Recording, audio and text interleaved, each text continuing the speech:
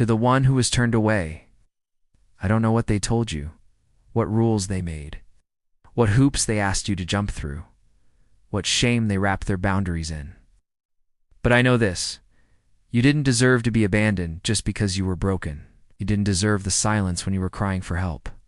You didn't deserve the locked doors, the crossed arms, the upturned noses.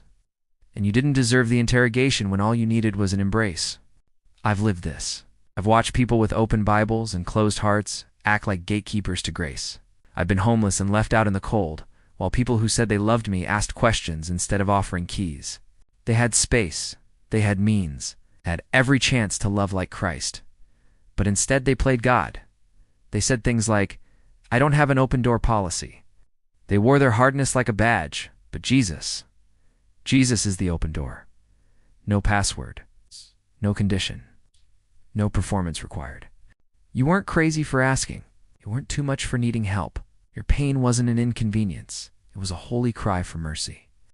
If they made you feel small for having nothing, if they made you feel ashamed for needing rest, if they made you explain, perform, or prove your worth, that was not Jesus. Because Jesus doesn't say clean yourself up before you come in. He says, "Come, all who are weary." No fine print, no disclaimers, no exit interview. And when the prodigal son returned home, it doesn't say the father chastised him for all of the things that he had done wrong. It says, "And though he was far away, the father ran to him, and then he clothed him, fed him, and gave him authority." He didn't try to fix him. He gave him safety. He listened, took care of his needs. He gave him things he never earned. Because that is kingdom math. That is grace. That is mercy. That is the heart of Jesus. For years, my home was called Sanctuary. The doors were open. Literally, no locks, no suspicion, no shame. I've taken in the hurting, the addicted, the cast out. I've watched people rise again because someone dared to believe in them. I didn't need their resume. I didn't ask for their story first. I didn't wait for proof they'd be a good investment, because love doesn't require proof. Love proves itself. You might be listening to this and thinking, no one's ever done that for me. Maybe you've lived like a stray, unwelcome, uninvited, and unsure if there's any place left that would just let you be. So hear me. You are welcome here. No questions asked. No resume required. No spiritual audition.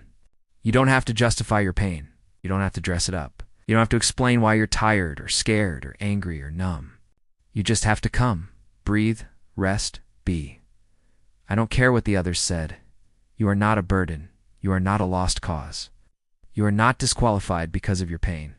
You are the reason Sanctuary exists. You're the reason Jesus flipped tables. You're the reason this ministry was born. You're the reason I still leave the door open. And if the whole world tells you to leave, then this is where you return. You have been knocking. You have been searching.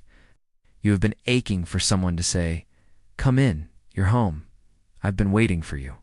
So let me be the first to say it now, to your heart, to your mind, to your soul.